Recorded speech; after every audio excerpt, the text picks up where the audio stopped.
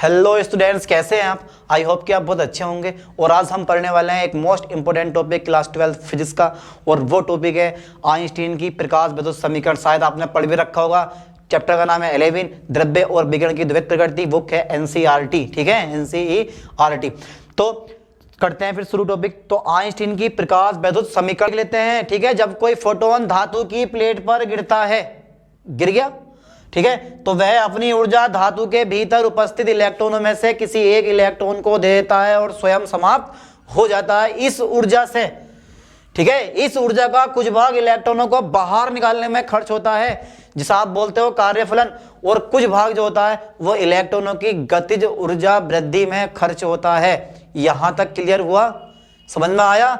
नहीं समझ में आया तो बिल्कुल ध्यान से देखें। एक बार और बताता हूं मैं। जब कोई फोटोन धातु की प्लेट पर गिरता है, कॉपी और पेन लेकर बैठे, जो मैं बोल रहा हूं वो लिखते रहें। जब कोई फोटोन धातु की प्लेट पर गिरता है तो धातु से क्या होता है कि वह अपनी ऊर्जा धातु के भीतर उपस्थित इलेक्ट्रॉनों में से किसी एक इलेक्ट्रॉन को दे देता है और स्वयं का अस्तित्व समाप्त हो जाता है।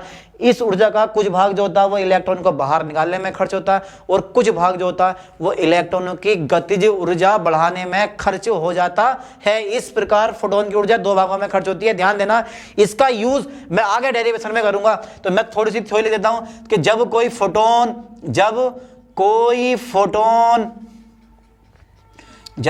फोटोन, ठीक है, किसी धातु की प्लेट पर गिरता है, किसी धातु की प्लेट पर क्या होता है? गिरता है, प्लेट पर गिरता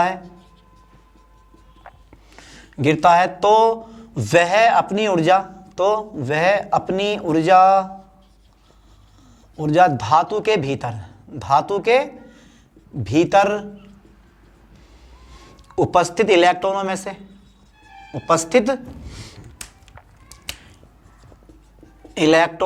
से किसी एक इलेक्ट्रॉन को दे देता है, ठीक है, और स्वयं का अस्तित्व समाप्त हो जाता है। मतलब अपने आप खुद ब खुद खत्म हो जाता है, अस्तित्व समाप्त हो जाता है, ठीक है। इस ऊर्जा का कुछ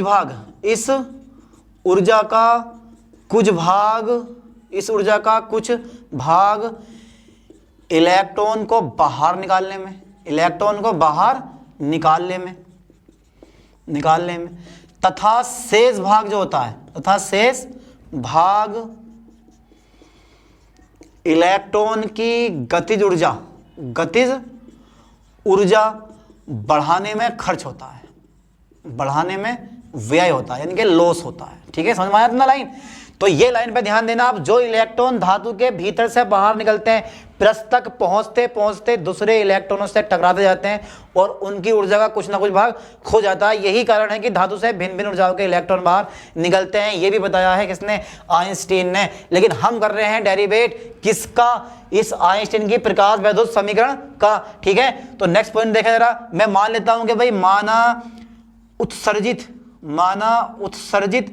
इलेक्ट्रॉन की अधिकतम गतिज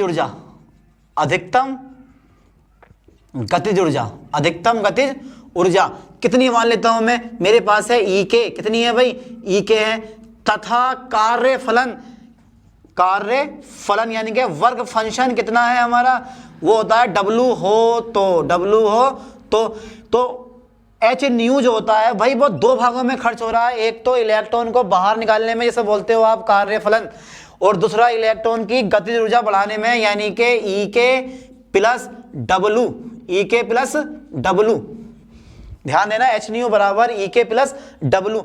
अब नेक्स्ट पॉइंट देखता हूं मैं भाई। मेरे पास इक्वेशन नंबर फर्स्ट हो गई, इसको मैंने माना समीकरण number 1। But you know that, जो वर्क फंक्शन होता है डब्लू बराबर वो कितना होता है? एच न्यू नोट होता है। कितना होता है? डब्लू बराबर एच न्यू नोट होता है। तो समीकरण एक से क्या करने वाला हूं मैं भाई? मैं डब्लू का मान रख देता हूं, ई के प्लस के। डब्लू का मान कितना है मेरे पास? H new note. H new note. अब जो ये प्लस का एच न्यू नोट देख रहे हो आप, मैं बराबर के इधर लेकर आऊंगा, कायम आ जाएगा ये, मैंने डब्ल्यू का मान यहाँ रख दिया उठा के, ये यहाँ, ठीक है। अब ये जो एच न्यू नोट है वो बराबर के इधर लेकर आओ, कायम आएगा, ये आएगा माइनस में, कायम आ जाएगा ये माइनस में आ जाएगा। तो ई के आर इक्वल टू ये होता है मेरे पास एच न्यू माइनस के एच न्यू नोट, कितना हो गया, ई के बराबर एच न्यू माइनस के एच न्यू नोट। यहां से एच कॉमन ले लो, क्या कर लेते हैं, यहां से एच कॉमन लेते हैं, क्यों ले लेते हैं, क्योंकि दोनों में है, तो न्यू माइनस के न्यू नोट। इक्वेशन नंबर मेरे पास बनती है सेकेंड। अगर मैंने माना कि भाई माना इलेक्ट्रॉन, कौन सा इलेक्ट्रॉन, प्रकाश इलेक्ट्रॉन या उत्सर्जित इलेक्ट्रॉन, तो माना उत्सर्जित इलेक्ट्रॉन की, माना उत्सर्जित इलेक्ट्रॉन का अधिकतम वेग कितना मान लूं मैं, अधिकतम वेग ये माना मैंने भी मैक्सिमम, कितना मान लिया मैंने, भी मैक्सिमम हो तो, भी मैक्सिमम हो तो जो मेरे पास गतिज ऊर्जा आती है वो आती है ई के बराबर 1/2 एम भी मैक्सिमम स्क्वायर। इक्वेशन नंबर कौन से बन गए मेरे पास, थर्ड। तो ये फॉर्मूला आपने पढ़ रखा है गतिज ऊर्जा का, ई के बराबर 1/2 एम भी मैक्सिमम स्क्वायर, ठीक है।